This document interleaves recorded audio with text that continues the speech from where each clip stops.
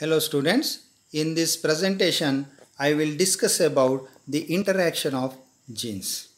We know that Gregor Johann Mendel proposed the law of inheritance through his experiments on the Pisum sativum, that is the pea plant. And according to Mendel's law of independent assortment, the segregation of one gene is independent of the segregation of another gene. It is also important that these genes must also have been functioning independently of one another. That is, each gene should exert its effect on the phenotype independent of the another gene. Usually, a single gene controls one character. If each gene were expressing itself in a separate cell, it would be reasonable to expect that all genes be functionally independent. But these genes are not in separate cells. They are all located in the same nuclei of the same cells.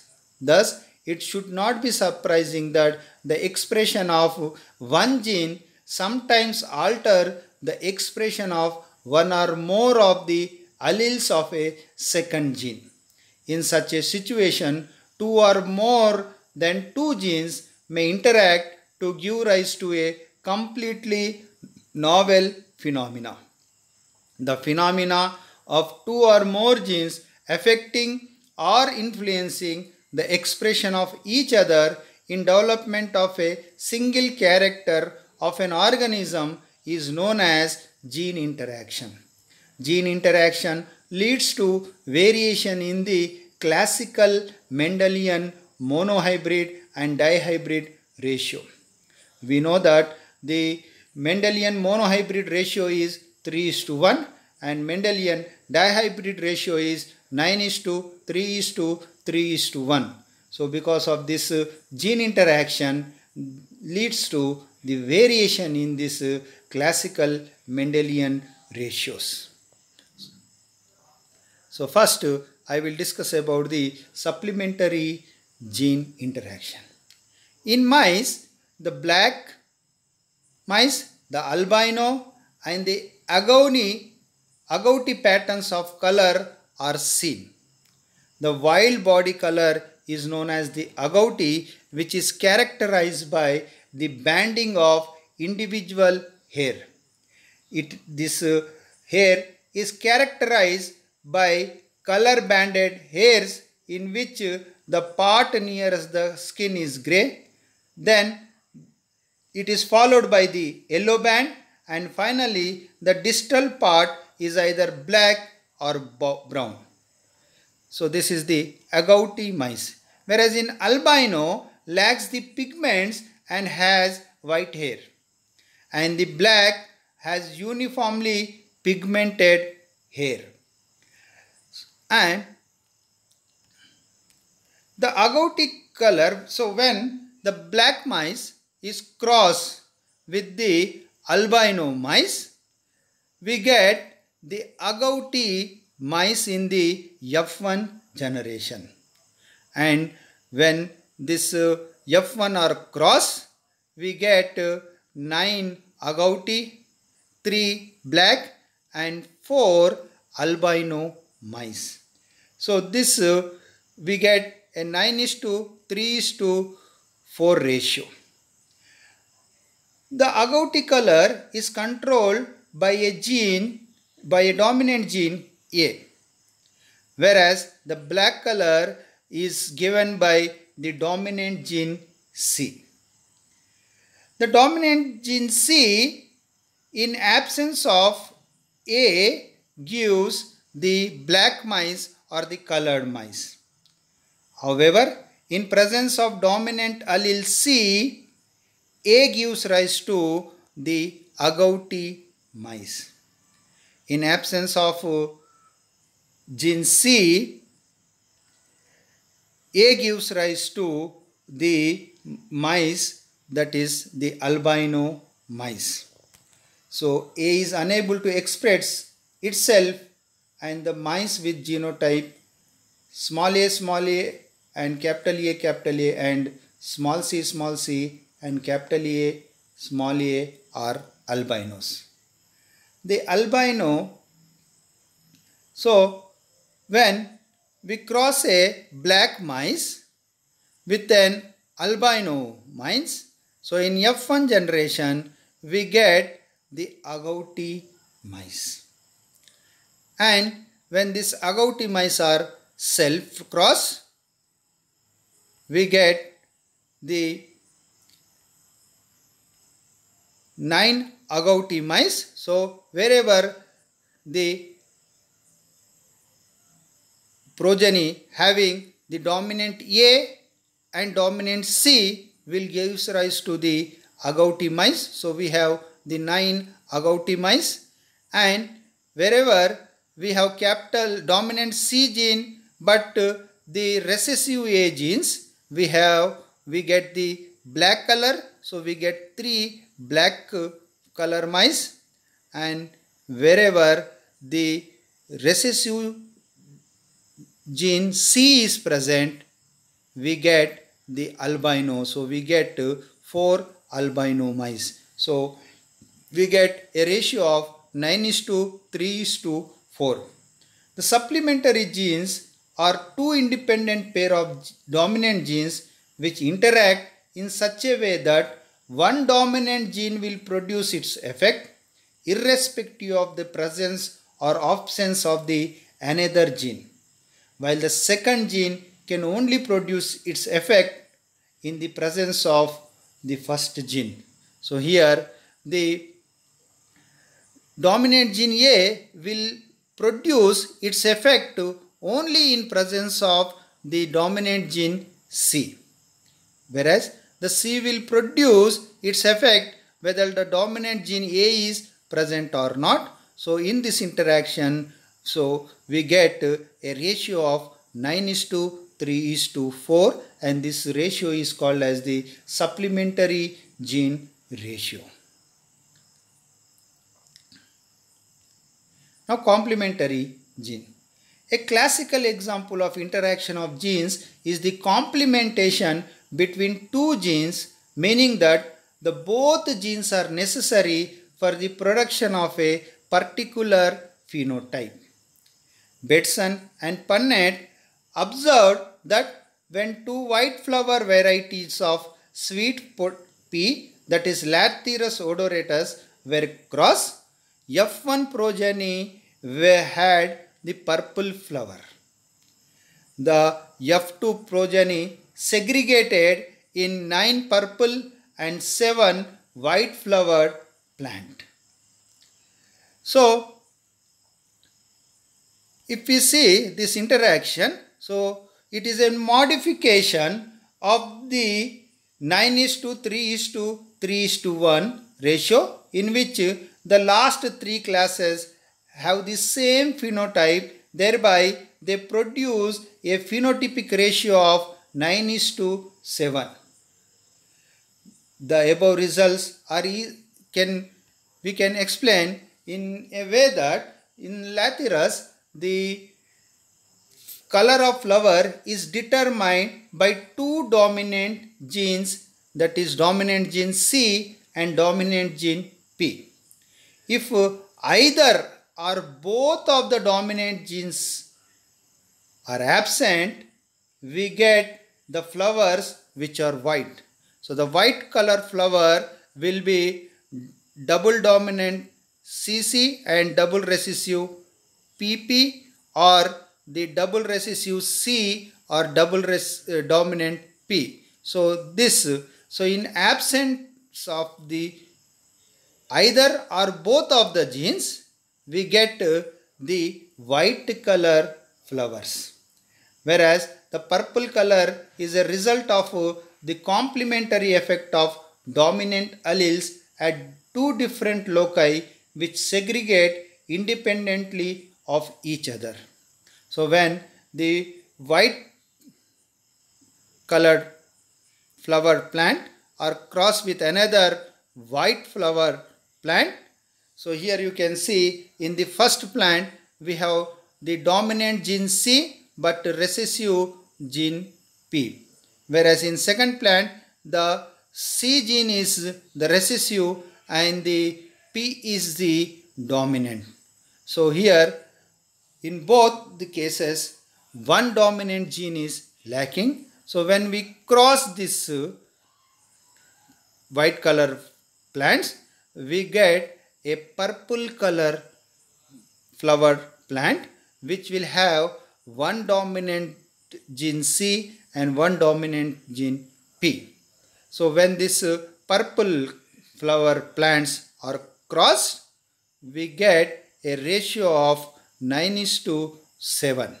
So here you can see on the top side we have the female gametes, and on the left hand side we have the male gametes, and when they interact with each other, when they fuse with each other, we get the 9 purple colors. So wherever there is a dominant gene C and a dominant and also a dominant gene P, we get the purple color, and wherever the dominant, either of the dominant gene is absent, we get the white color flower. So we get a ratio of 9:7, that is 9 purple color flowered plants and 7 white flowered plants. This can be explained by that the metabolic process in living organism takes place via sequences of gene catalyzed reactions. Each step of each metabolic pathway thus requires the activity of a specific gene. Each gene enzyme in turn is a product of a specific gene. Whenever a step in this synthesis process is blocked by the absence of a functional gene, the pigmentation does not occur. So enzyme products of gene C and P are both necessary for the production of anthocyanin. So here you can see there is a precursor A is present, and in presence of gene C which produces its enzyme, it forms an intermediate compound which is called as a chromogen. This chromogen in presence of gene P with its enzyme P converts into the anthocyanin. So for the production of the anthocyanin, the presence of both the gene, that is gene C and gene P, are necessary. If the gene P is absent, means the enzyme P is not produced, so the second step, that is the conversion of the chromosome into anthocyanin, doesn't take place and the flowers remain white. And when the gene C is absent, the first step of the conversion of precursor into chromosome will not take place. Even though the dominant gene P is present, the conversion of precursor A to the intermediate compound, that is chromosome, will not take place, thereby producing the white color flowers. So enzyme products of gene C and P are both necessary for production of anthocyanin. So if the genotype is recessive P, the lack of second gene enzyme halts the second metabolic pathway, and when the genotype is the recessive C, the first enzyme is not produced. Consequently, reaction to the intermediate product is stopped. In other words, if the genotype is CC or small cc or small pp, the synthesis pathway is blocked and no pigments are produced, resulting in a white flower. Such an interaction of genes to jointly produce a specific gene product is a type of complementary gene action. Then the third type of gene interaction is the duplicate gene interaction. So here the two dominant alleles of two genes produce the same phenotype without the cumulative effect. So here the example is that of the shepherd purse belonging to genus Capsella bursapastoris.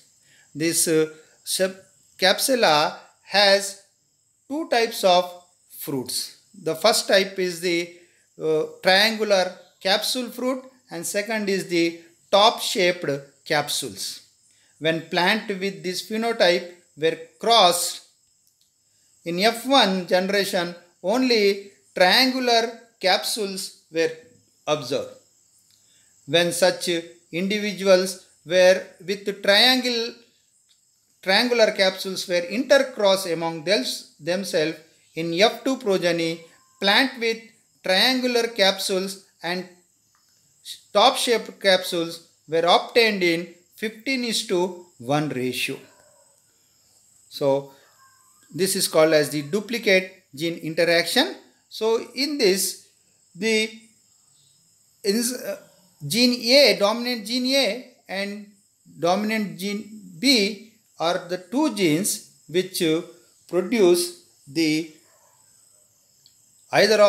presence of either of them will produce the triangular capsules. If A and B are two genes, top shaped capsules will be obtained on plants with genotype the recessive A and recessive B. Plants with triangular capsules can be dominant A and dominant B, or only dominant A or only dominant B are produced. So if either of the genes, that is either A or either B genes are present, the plant will produce the triangular capsule, and if both the genes, that is both A and B are absent, we get the top shaped capsules. So this can be explained if you cross a triangular capsule plant with an top shaped fruit plant. So here the top shaped fruit will have both the recessive genes. When we cross them, and in F1 we get the triangular fruit plant. And when these triangular fruit plants are self fertilized, we get the female gametes and male gametes, and out of this we get the 15 triangular fruit plants. So in this you can see, in this combination, the dominant A and dominant B are present. If only dominant A or if only dominant B is present, then also the plant will use the triangular shaped fruit. Only the recessive, both the recessive genes will produce the top shaped fruits. So this can be explained by through a biochemical basis for the 15:1 ratio can be understood by this examining one step pathway in which a dominant allele at either of the two genes is enough to produce enzymes for catalysis of the given reaction. So if you take gene A is present, so it will produce its enzyme, and that enzyme will catalyze the reaction, the conversion of the precursor to the product. And if gene B is present, it will also produce its enzyme, and it will convert the again precursor into the product, thereby giving rise to the purple color plants. When either of the two genes can function to produce the dominant phenotype, this type of gene interaction is called as the duplicate gene interaction. Only when there is a double recessive, say the double recessive A and double recessive B, the pathway is blocked and the apparent phenotype is not expressed. That is, the purple color will not be expressed, only white color flowers will be seen. Presumably, the two different genes produce similar gene product, and one of them may have risen by duplication from the other gene product. So either of the two genes will produce the dominant phenotype. So this is called as the duplicate gene interaction.